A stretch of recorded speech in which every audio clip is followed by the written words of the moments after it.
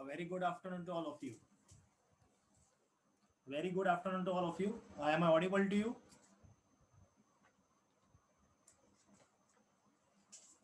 Good afternoon to all of you. Am I audible to you?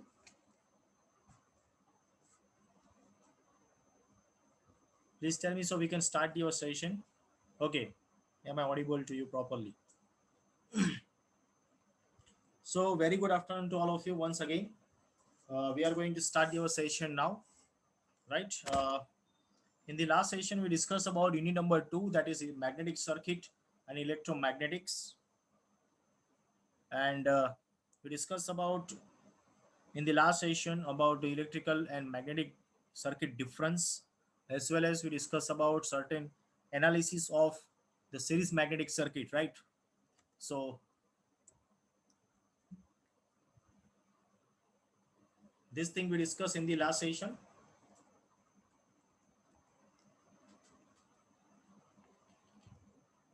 Also we discuss about the comparison between the magnetic and electrical circuit, right?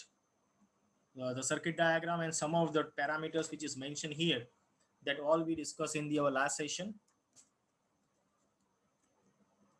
Apart from this, we also discuss this parameter of flux density, current or current density, reluctance, resistance, resistivity, reluctivity, and conductance, conductivity. So this parameter also we discussed in the our last session. So just remember these sentences or comparison point. And these are the some dissimilarity we discuss about the magnetic and electrical circuit. And then after we discuss about the calculation of the flux, how we do in the magnetic circuit. So first of all, we discuss that we identify the mean length of the flux path. Then after we identify the flux intensity, and flux intensity, after that we identify the flux density, and at the end we identify the flux phi. And we also discuss about the analysis of this magnetic circuit and this magnetic circuit. So from that we identify the calculation of the flux intensity edge parameter for the iron core for the air gap, and then after we identify the total flux is equal to what, the mmf divided by the reluctance. So this parameter up to here I think we discussed in the last session, yes or no? Up to this point we discuss in the last session.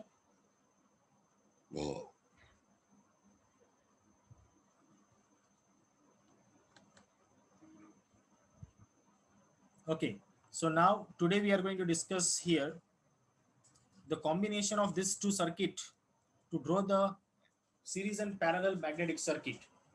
So right now we can just observe here that in this left hand side, the magnetic circuit, you will have the number of turns on one limb, or we can say that the one of the core of the magnetic circuit.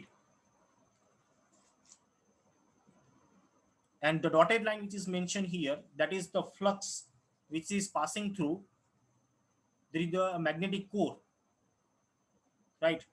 So when you supply the current from the number of turns given here, the flux will be produced between P and U. You can see that the P and U is given, and that total flux will be, you can say that it is divided into two part.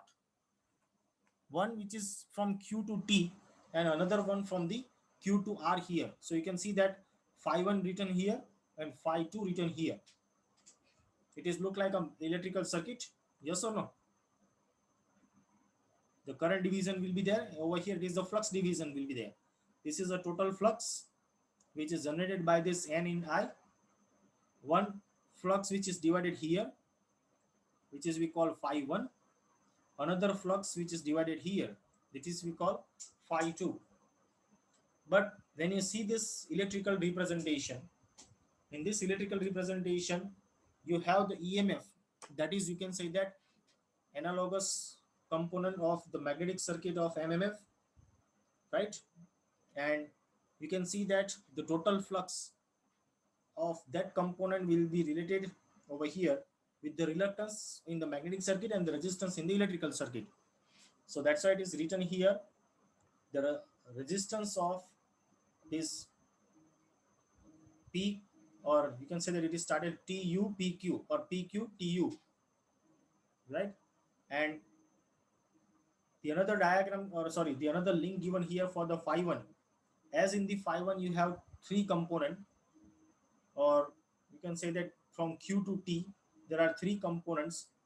One which is from Q to M, one iron core component, then W to T another iron core component, and in between them there is a air gap.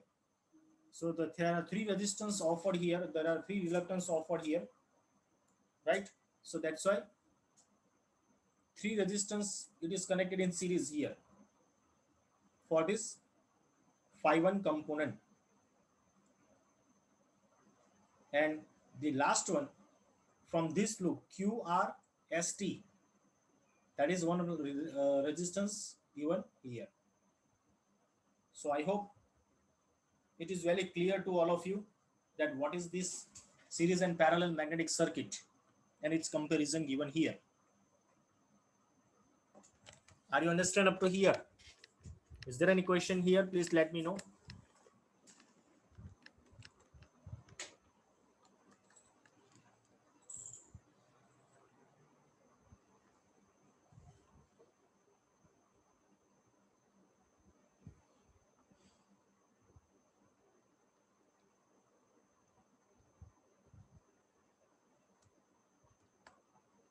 Okay, so now after that we discussed about the leakage flux and the fringing. Can anybody tell me that what do you mean by leakage flux?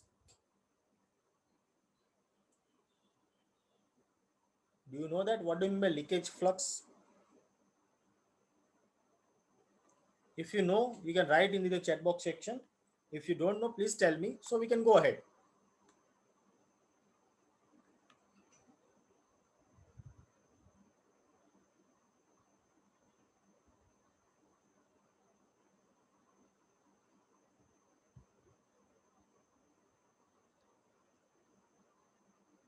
Okay, no problem.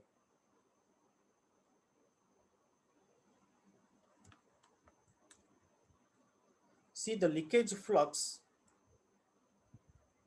you can identify here from this diagram very carefully. This is what we have, the iron core component, right? This is what we have, the iron core component.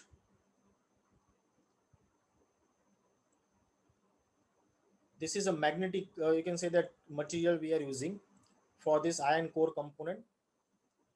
We have air gap here. Now you can see this number of the turns of wire, it is connected here. A number of turns of wire which is here.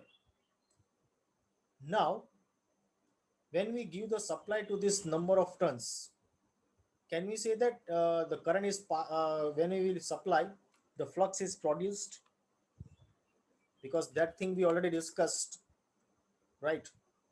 So whenever we supply the current here, the field will, or the flux will be produced. But you can see this dotted line here. This dotted line, it is we call the useful flux, which is passing through this core.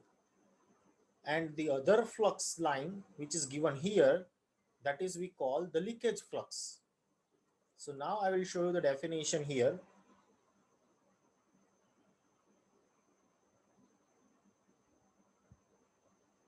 The magnetic flux which does not follow the intended path in the magnetic circuit, it is called the leakage flux. See the definition. The magnetic flux, this is the dotted line which is indicating the magnetic flux, which does not follow the intended path. That means it will not follow this path in the magnetic circuit. So that is we call the leakage flux. So you can see here, the leakage flux is here, here, and also here, which is not, we can say that follow the intended path for the magnetic circuit. So the leakage flux has its path partially in the magnetic circuit and partially in the air. So number of the wire will be, you can say that number of the turns you have, actually this number of the turns, or you can say that because of the current passing through this number of the turns, the magnetic flux it is produced. But there are two components we have of the total flux generated. One which is, you can say that it is the useful flux, the another you can have the leakage flux. And the leakage flux it is partially, you can say that in the magnetic circuit and partially in the air as per the diagram. So consider this is your iron ring component or iron ring wound with a coil having n number of the turns and having some air gap that I already mentioned in this diagram. So when the current is passing through a solenoid, that is, you can say that a number of the turns you have, a coil will be there, and that coil will be around the magnetic core. So it is look like a solenoid. Yes or no?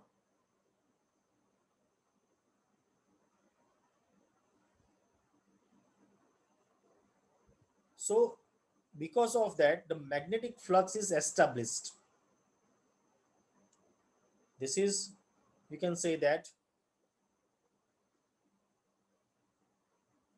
as I mentioned earlier, that when you are giving the supply to this coil, right, when the current is passing through this coil or the solenoid here, the magnetic flux is produced, and the total flux whatever it is produced here, right, that total flux will be having a two component. One is the useful flux, that is denoted by phi suffix u, and another one it is a leakage flux, that is we call phi suffix l.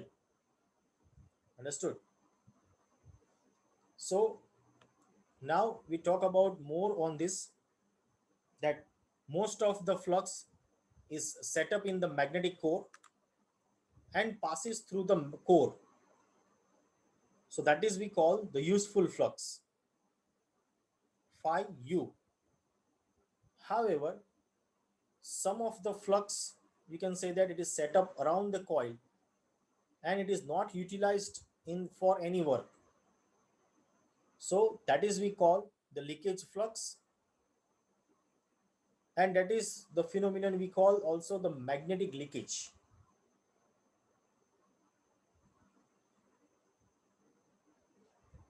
Are you getting?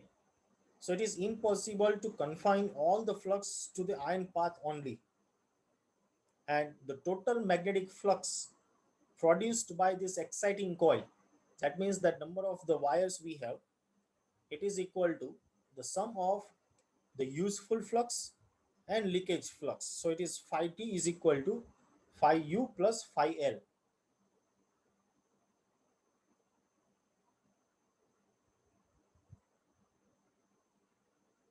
Are you understand up to here in this leakage flux? If you found any difficulty, please let me know.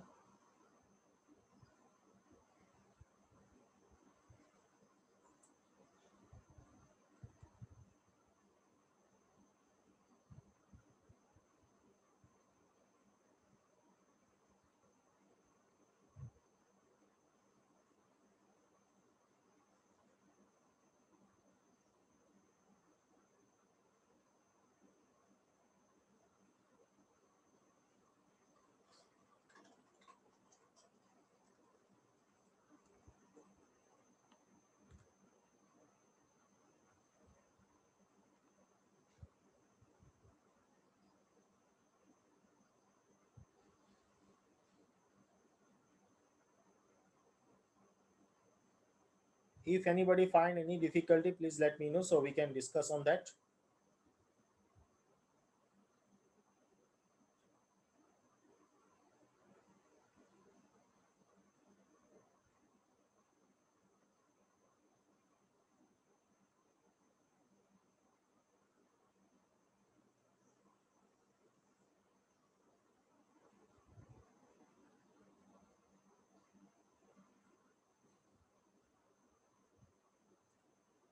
Okay, so now we go ahead with the fringing.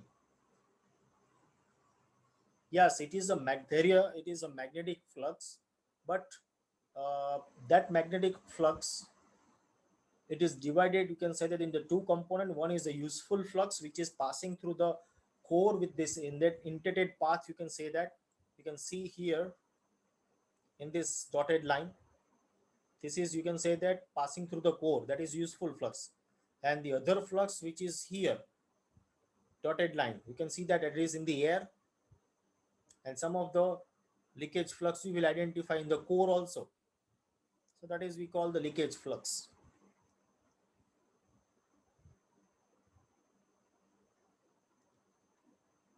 Are you getting now? There you.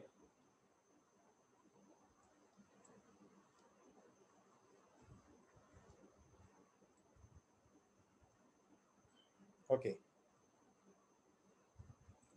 So now if we go ahead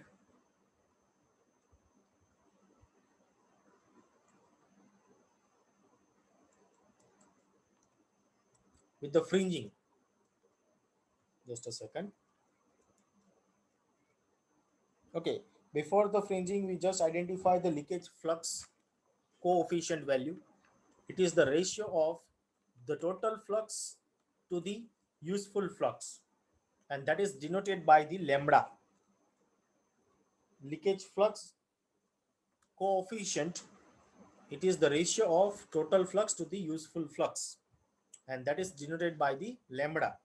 So it is given here that lambda is equal to the total flux divided by useful flux, and that is equal to phi t divided by phi u. So phi t, that you all know, phi u plus phi t divided by phi u. Ideally, the value of this leakage coefficient, it is in the range of 1.15 to 1.25, right, as per the norms, which means in the actual circuit 15% to 25% of the flux is leakage flux, while the remaining flux, you can say that it is the useful flux.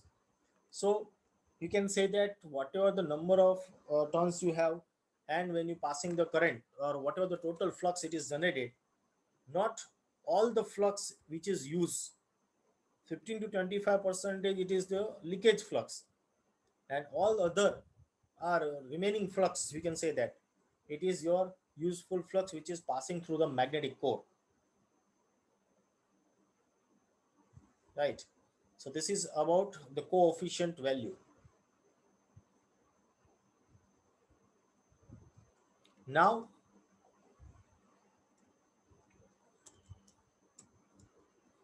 the fringing, right now in this diagram, yeah, this diagram is, you can say that, when you have the rectangular core, right, and from the rectangular core you have air gap, like whatever the diagram we have in the earlier case, I just taken that component or the small section here. So you can just assume right now the front view of this section when the flux is passing through this, and if you see the front view of this section, then it is represented what the circle, the diagram I shown here, this one. So this is a rectangular shape, and that is just a cut section given here. So upper half of the core and the lower half of the core, and the magnetic flux lines, it is mentioned here in this gap. But you can see that few of the lines are from the outside or outward from both of this, and that is because of, you can say that, this gap what we have between this core. Not all the flux, you can say that, it is passing through the centrally. Few of the line of force, you can say that, it is passing through the edge. So now we can see the sentence given here: an air gap is often inserted in the magnetic circuit out of necessity. So when the flux line crosses the air gap, the magnetic lines have tendency to bulge the outward across the edge of the air gap, and that is represented in this diagram also. Okay, so you just read the sentence carefully. It will be indicating everything with respect to this diagram over here. So whenever the line of or the flux line, it will be crossing the air gap, right? The magnetic lines have a tendency to bulge the outward across the edge of the air gap.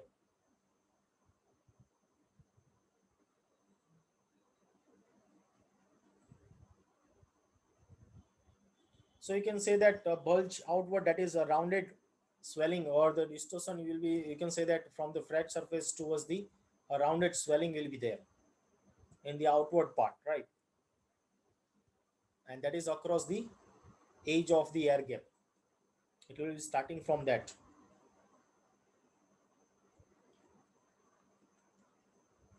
So this is happened because of the magnetic line of force repel each other when they are passing through the non-magnetic material.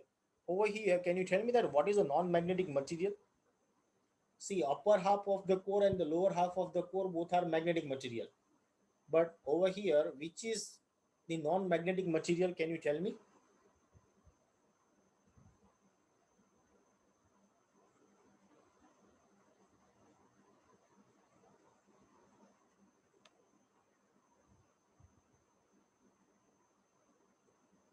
Yes, Viswajit, you are correct. The air, because you have air surrounded by the core, and you have also the air gap here, which is mentioned, right? So that is indicating that because of this thing is happened because of the magnetic line of force repel each other when they are passing through the non-conducting material, and the non-conducting material here is the air, right? As we mentioned here that there is a air gap, so that is the non-conducting material, and because of that the magnetic line of force repel each other. Now if you go ahead, I'm showing you the next sentence, that this phenomenon, it is we call the fringing or spreading of line of force. So you can see here, not all the magnetic line of force will be there from the core to core. Some of the line of force will be spreading out from the edge of the core. And as you can see that in the diagram also, line of force from both the side, right? So are you understand about the fringing? Is there any confusion? You can let me know. You can tell me in the chat box section also. Are you understand up to here?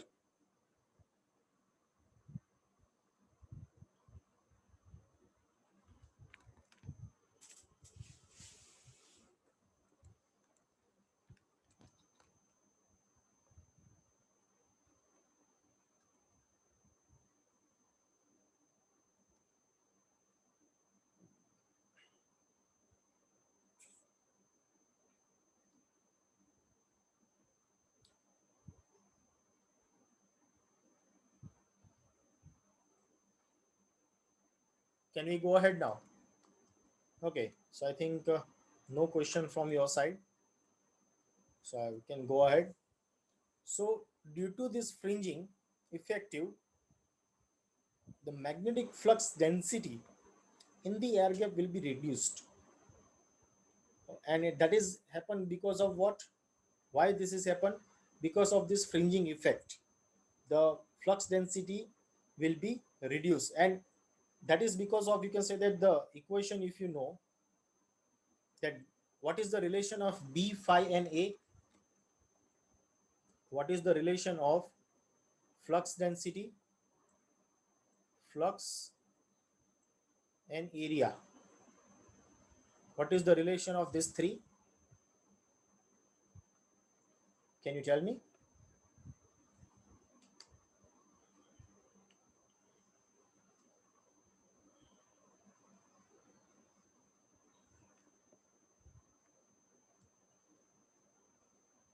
Yes, flux is equal to b into a.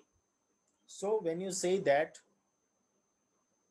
the flux density will be reduced, can you say that because of the flux it will be the tendency, or you can say that the line of force will be reduced over here, that intensity. Yes or no? Because of this fringing effective value, when you say that B is equal to phi by A, when this is going to be affected, definitely this is also going to be affected here. It is directly proportional, right? So because of this, you can say that the amount of the flux, it is change, and because of that the flux density is also change. Yes or no?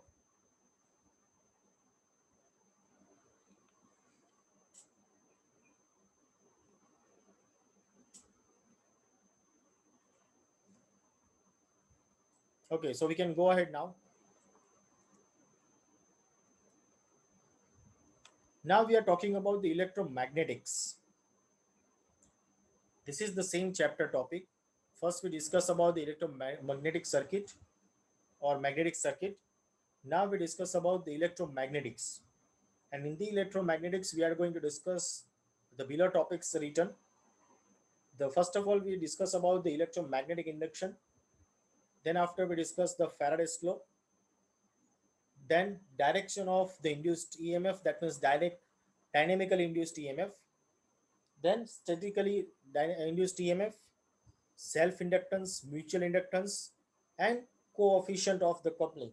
So this much amount of the parameters we are going to discuss in the electromagnetics. So now the first topic in this one, the electromagnetic induction. So this is the diagram we are going to use for the example here to understand this electromagnetic induction. You can see here there are two magnet we are going to use. Suppose this is magnet A and this is magnet B.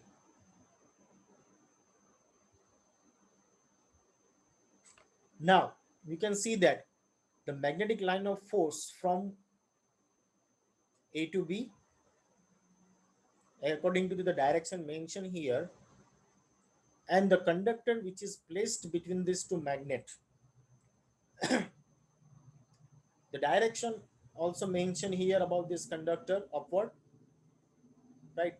And what is this galvanometer? So that we can use over here to check the induced EMF, it is there or not in the conductor. So first of all, understand the definition of electromagnetic induction. The phenomenon by which an EMF is induced in the circuit when the magnetic flux linking with the coil changes, that is we call the electromagnetic induction. See this definition properly. There is a sentence given here that the EMF is going to be induced in this circuit whenever the magnetic flux which is linked with the coil changes. That actually indicating what? You have the permanent magnet here, right? And the field line or the flux line is also given with the direction. So when you place the coil inside or between this magnet and it is changes, that means it we can say that rotating, then the magnet, or sorry, the induced EMF will be there in the conductor or in the circuit. So when the EMF will be induced in the conductor, that will be, you can say that, identified by the galvanometer. So the deflection in the galvanometer needle shows that the EMF is going to be induced in the coil. Are you getting? And the direction of induced EMF in the coil will depends on the direction of magnetic field, which is already mentioned, and the direction of the motion of the coil. So based on this, you can say that you will identify the direction of induced EMF. So you can see this.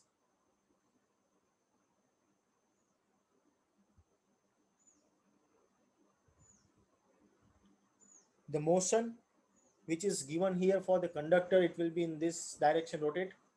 The field direction, it is also mentioned here, and the EMF, it is induced. So EMF direction can also identify,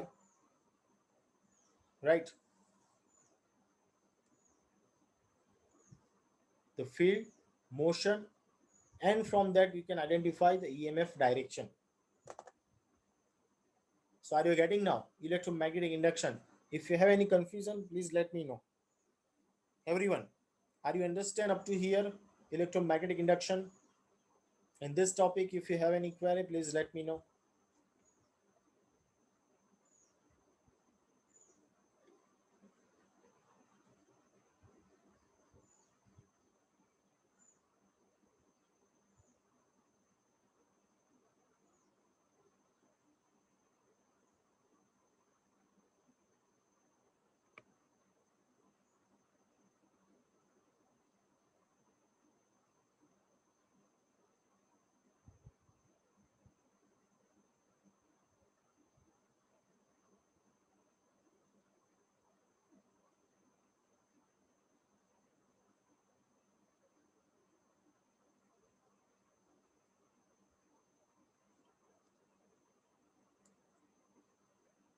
Okay,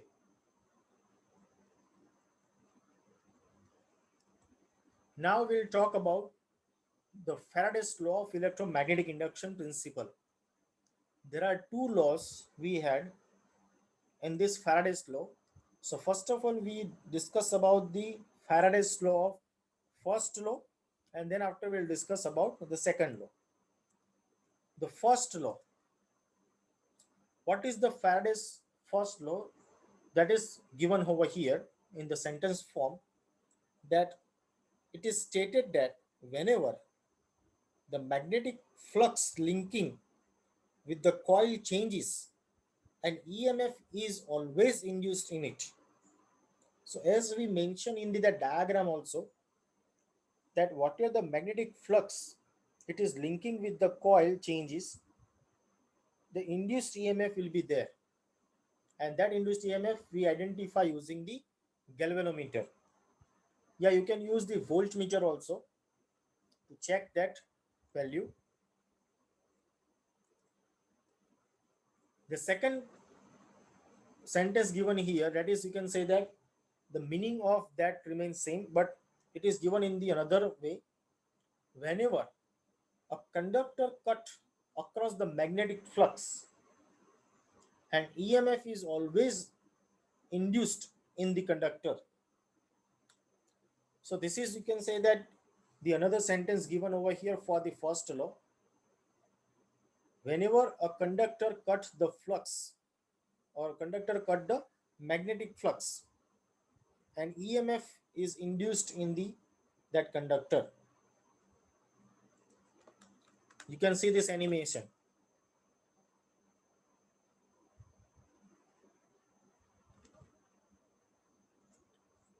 There is a coil here, red color. Across that terminal, we connected voltmeter. When the magnet is moving inside this cylinder, the voltage is induced in that. So either your magnet will move or your conductor move, but the first law will should you can say that first law should satisfy here, that whenever the conductor will cut the flux, it will induce EMF.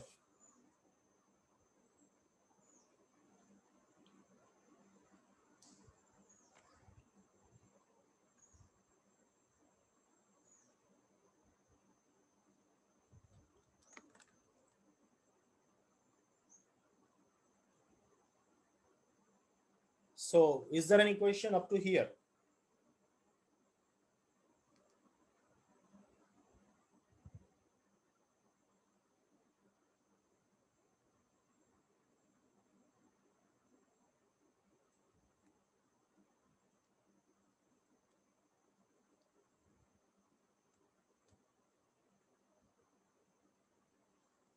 Okay. So now we go for the first Faraday's law of electromagnetic induction principle, second law. what is in the second law? This law stated that the magnitude of induced EMF in the coil or circuit is directly proportional to the rate of change of flux linkages. Or another sentence given here, that it is to product of number of the turns n and rate change of flux linking the coil. So this is about the second law. This thing, the second law, we can explain, or we can say that we discuss with some significant notation here. So as per the statement, it is written that the flux linkages, or you can say that it is uh, the total number of the turns we require. So n, capital N, it is identified here the total number of the turns in the coil, right? And flux phi 1, it is, you can say that it is the initial flux linking in the coil, and phi 2, that is indicating the final flux linking in the coil.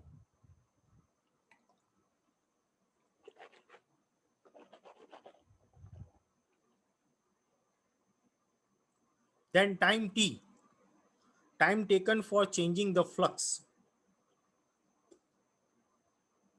Initial flux linkages, that is we call psi 1, right? It is equal to n into phi 1, and final flux linkages psi 2, that is equal to capital N into phi 2.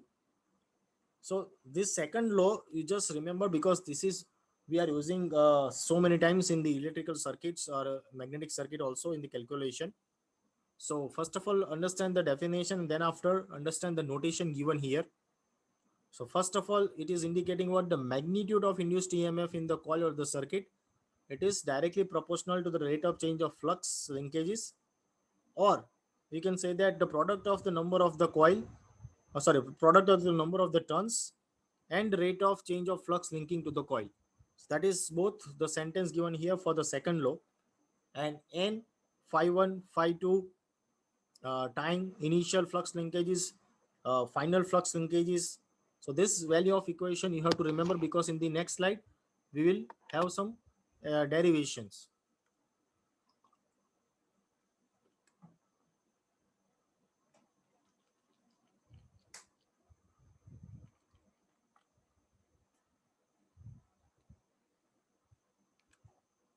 Are you getting up to here? So we can go ahead with your derivation now. See, according to the second law of electromagnetic induction principle, we say that induced EMF is equal to what? It is, you can say that flux linkages value or rate of change of flux linkages with respect to time.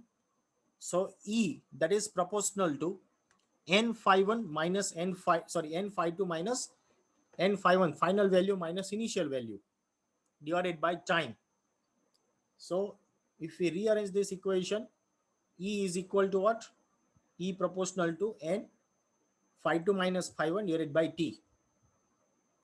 Now we just put in this differential equation, differentiation equation, that E is equal to the differentiation of n phi divided by d phi divided d n phi divided by dt.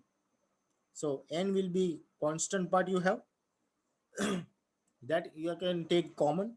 So E proportional to n d phi by dt. So you just put the proportional constant value of E is equal to k into n d phi by dt. K, you can say it is a constant component. In the system we use k is equal to 1 for the SI system. That means standard equations system we use, you can say that k equal to 1. And just we rearrange this equation of E is equal to minus n d phi by dt. That minus sign is actually indicating that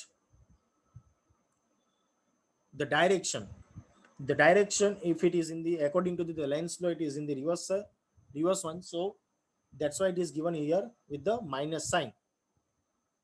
Okay.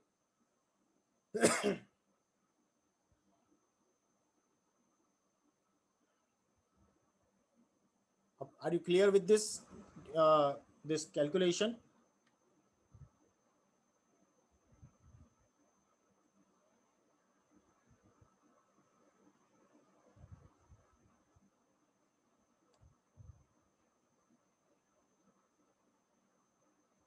See the negative sign again. I'm telling you that it is showing that the direction of the induced EMF, right, and the change in the direction of the magnetic field with the opposite sign, and that's why it is minus sign given here. So do not confuse with that point. So this is according to the Lenz law.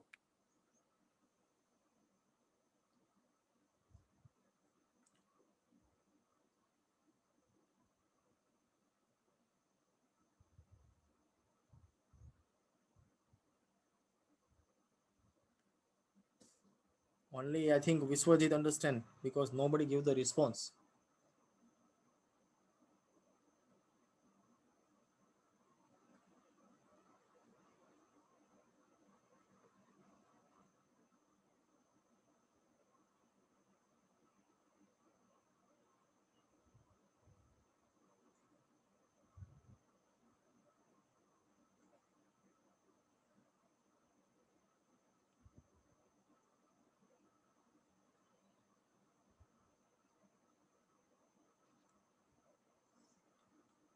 The negative sign, as I mentioned, that the negative sign is actually indicating the direction of the induced EMF and the change in the direction of the magnetic field.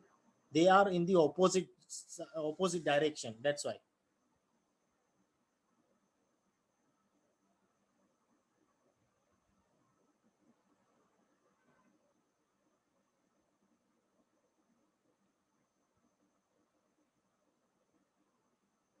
So now I think we can go ahead.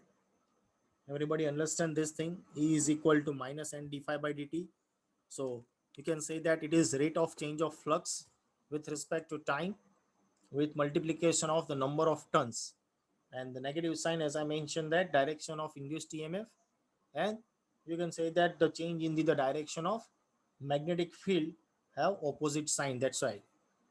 So now this is about the second law.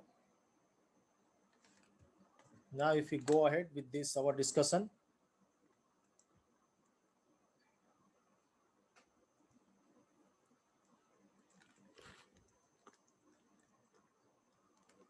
see over here it is also indicated the negative sign represent the direction of induced EMF according to the Lenz law, and that I already mentioned. The direction of induced EMF and the direction of change in the magnetic field will be opposite one. That's why the direction of induced EMF, it is the key rule we have. So this rule is particularly suitable to find the direction of induced EMF, hence the current, when the conductor moves at the right angle to the stationary magnetic field, and every action cause an equal and opposite reaction, that you all know. So not truly not true only in this magnetic mechanics, but also in the electromagnetism also. So Faraday's law give the magnitude of induced EMF, the direction of induced EMF determined by the Lenz law and Fleming right hand rule.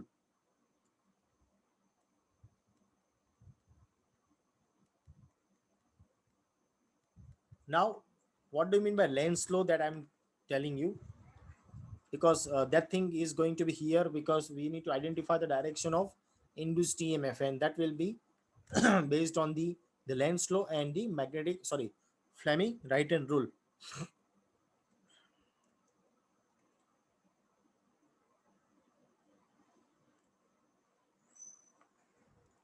So first of all, Lenz law. What do you mean by Lenz law?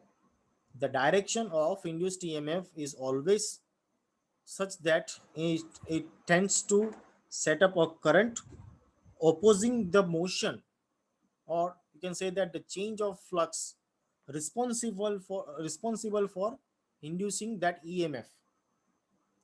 So according to this statement, you can say that the alternative method you can use over here for this Lenz law, it is the Fleming right hand rule also. And the first finger, it is actually indicating the field. Thumb, it is indicating the motion, and second finger, it is indicating the EMF. So this is, you can say that, the Fleming right hand rule. You can see that in this picture also. The first finger, it is the magnetic field. Thumb, it is indicating the motion of conductor, and the second finger, it is indicating the induced EMF. Sorry, it is current, not EMF but current, according to the our statement. So you can see that the current in the magnetic field, it is right angle.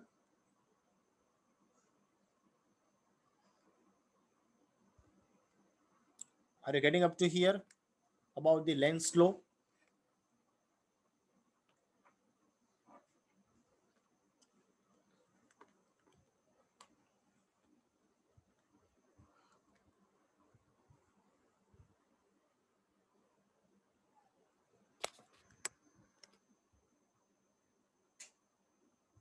Are you getting or not? Please tell me.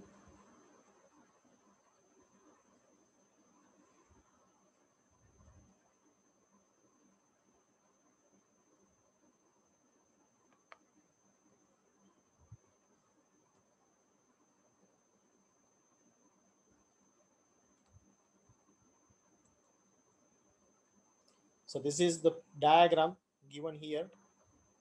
You can see that the two magnets, in between there is a conductor. So there will be, according to the Faraday's law of electromagnetic induction principle, the conductor will cut the field, the EMF will be induced, and according to the that Fleming right hand rule, we can identify the direction of the current also.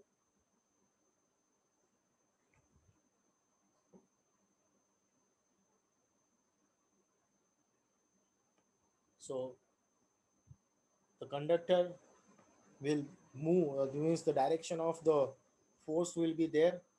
Conductor will put in the magnetic field, so there will be a direction of the field also there, and from that we identify the direction of the current also. So now if we go ahead,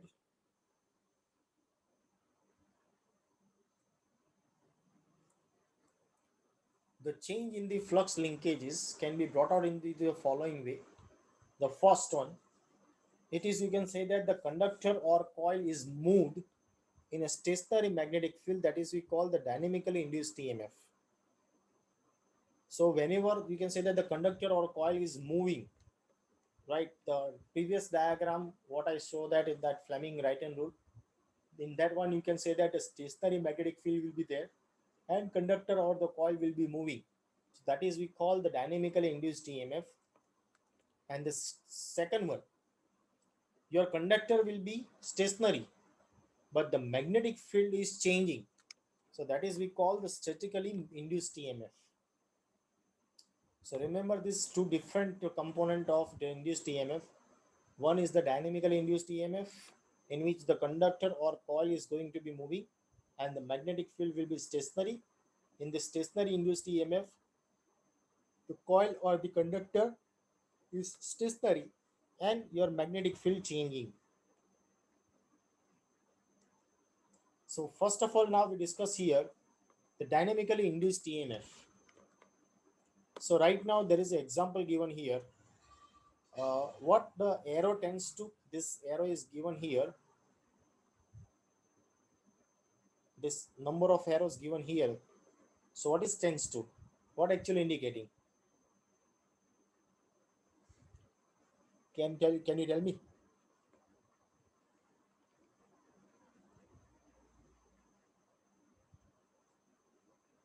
The number of arrows shows over here, that is the magnetic field direction, right? The number of arrows given here, that is showing the magnetic field direction, and this is indicating the conductor. This is the conductor showing. Now I will tell you everything one by one. This is, you can say that, the length of the conductor.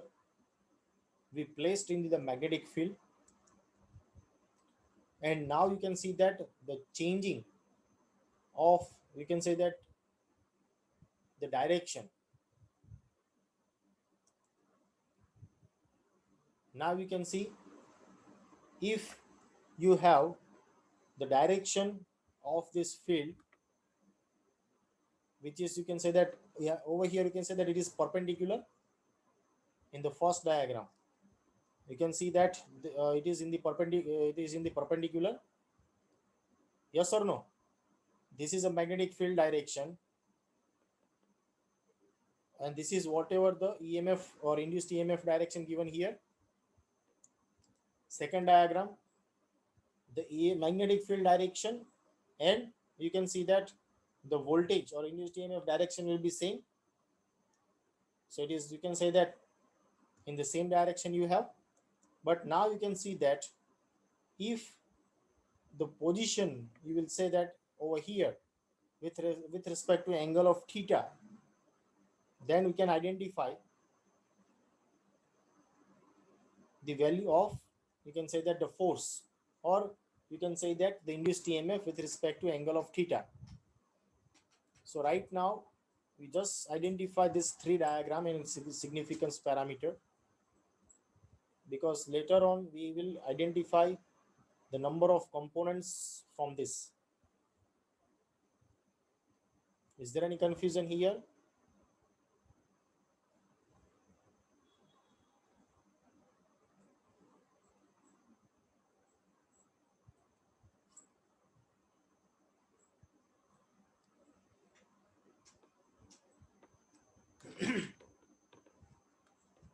So now if we derive this equation, see, if the conductor will move by a distance of dx component with respect to dt time, then whatever the area it is swept by the conductor dt, that is given here, of length of conductor we know, and that much amount of the distance it is going to be covered by the conductor. So L is nothing but the length of the conductor laying within the magnetic field. So whatever the magnetic flux it is cut by the conductor, that is phi we define, it is equal to B into A. A is what? The cross section area. But here, right here, whatever the area it is covered here, that is written L into dx. So flux, the magnetic flux it is cut by the conductor, phi is equal to B into area it is covered, that is L into dx. Since only you have one conductor, it is N is equal to 1. But if you have the number of conductors in the magnetic field, then you have to put that N is equal, sorry, N component in the equation.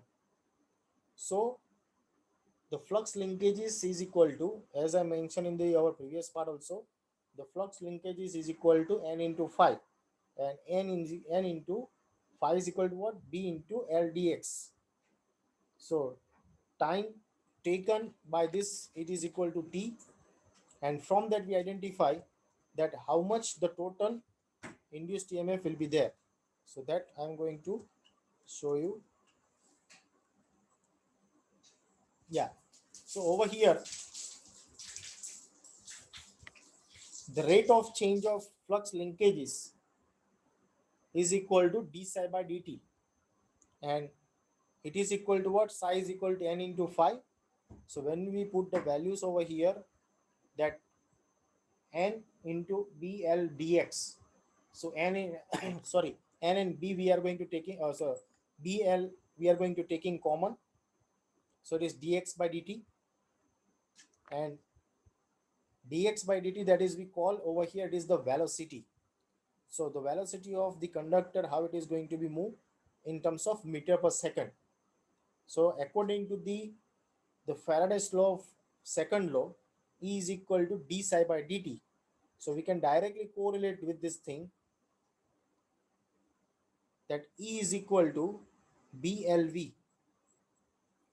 BLV. So this is what we achieve over here about the induced EMF. That is, you can say that a dynamically induced EMF we achieved here. Okay. Are you getting or not up to here? Please tell me.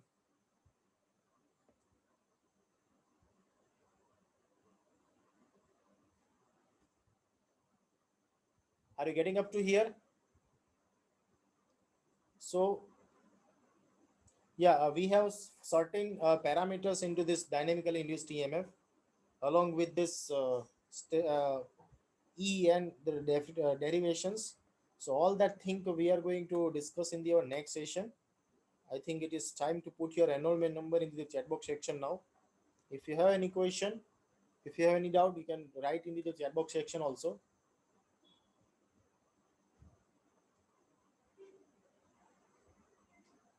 So after this, we can I will in the next session we'll discuss about the further component like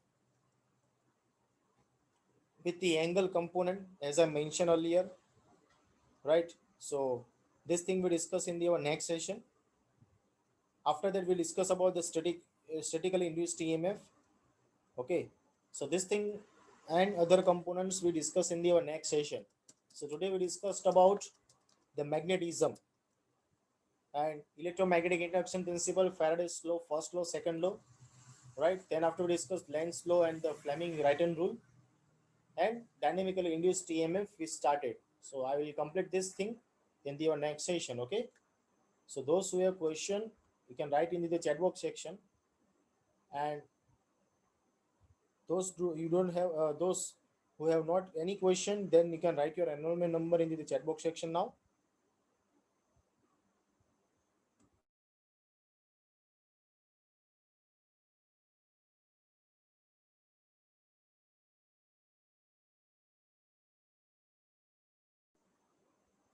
Those who have written their enrollment number, they can leave the session if you don't have any query.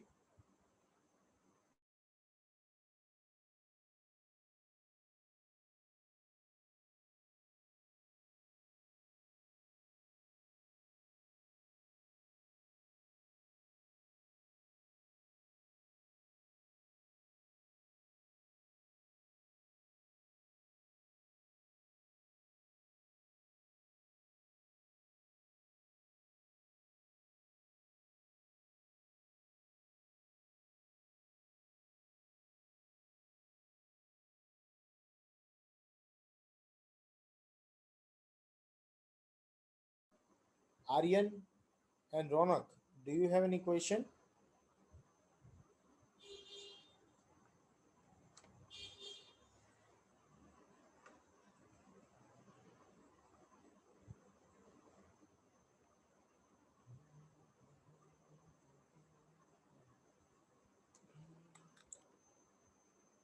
Aryan and Ronak, if you don't have any question or your doubt, you can write your enrollment number in the chat box section, and then after you can leave.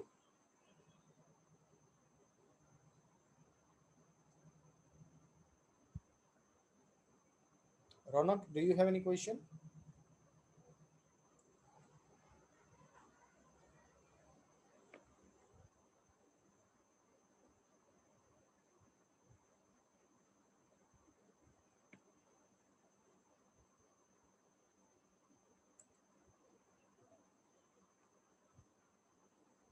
So I think we need to end the meeting here. If you don't have any questions,